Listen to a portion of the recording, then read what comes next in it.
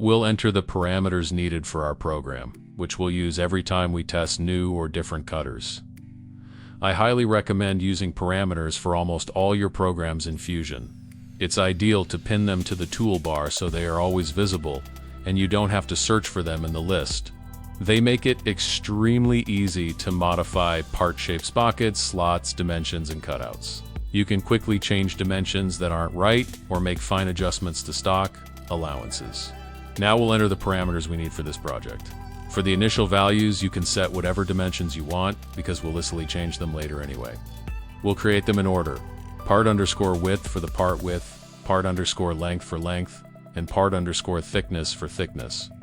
Then we add the slot parameters: slot_spacing for spacing, slot_width for width, slot_length for length, and slot_depth for depth.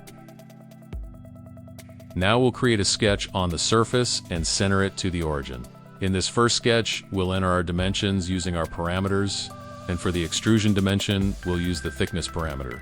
See how we enter parameters into our sketch? The dimensions change automatically based on the values we defined at the beginning. That's the true power of parameters. Later on, you don't have to manually adjust or move every single dimension in the sketch separately. Now we'll draw a new sketch for our slot on top of that surface. We'll select the line tool and draw the shape of our slot at 90 degrees. We'll use the sketch dimension tool to enter and link our parameters. We'll enter the parameters for the slot width, distance from the start of our part, and the slot length, which we can also modify later through our parameters. The sketch is done and fully linked. The next step is turning this shape into a slot using extrusion. If you notice, when extruding the slot, we have to use a negative parameter because the sketch is on top of the part and we need to cut into the part. Now it's time to move on to manufacturing. We'll create a new setup and define the origin point from which the CNC will calculate our part. In this case, I chose the top left origin because my machine is set up for that starting point. We do this because no matter how long the part is, the slot will always stay at the beginning of the part, so we don't always have to synchronize the part length with the slot. We'll select the 2D contour operation and insert our tool with the holder we created in the previous video. All the cutting parameters are already set up on it, so under the Geometry tab, we'll select the lines for cutting our slot. As you can see, we've selected the bottom 3 lines of our slot, along which our cutting operation will be performed. We went to the Heights tab, where we set the clearance height to 0 because in our case there are no obvious obstacles to watch out for, so I decided it should be at the same height as the retract height.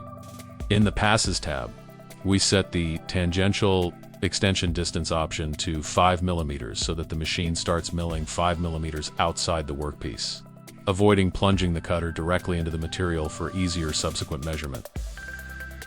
I went to check the simulation, and by all accounts, this tool test program is fully ready for its operational tasks. I exported the post-processor, i.e. the G-code for our GRBL system. It is important to note that if you don't have limit switches, do not include the G28 command because the machine will search for machine 0, which could lead to unwanted consequences. I also set the maximum machine speed to 3000 so as not to push the machine too hard. If you don't have an automatic tool changer, disable the M6 option because the machine might report an error. Before the actual machining and testing of our cutter, I will show you how nicely we set up the parameters and how simple they are to change, so that when we secure a single piece to the machine, we can simply measure multiple cutters using offsets or repeat the process several times until we reach the desired result. I turned on my machine and performed a global homing.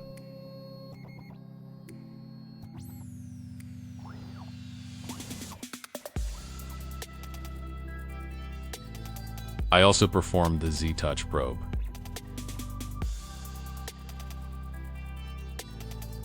I added my program to the list and machined the slot.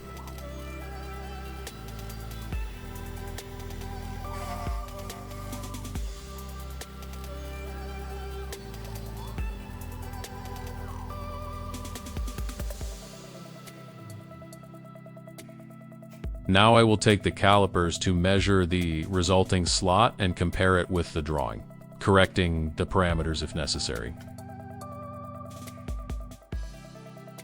I have a 0.5 millimeter difference on the slot, which means the cutter is not exactly 3 millimeters.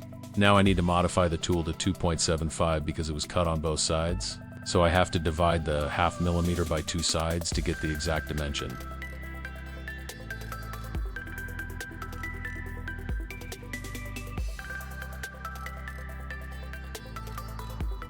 I will add the modified tool to 2D contour milling.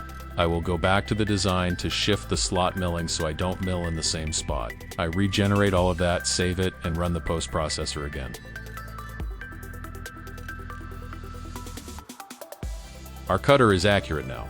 There are probably minimal differences, but that is due to the quality of the calipers I have. Though for woodworking it is negligible.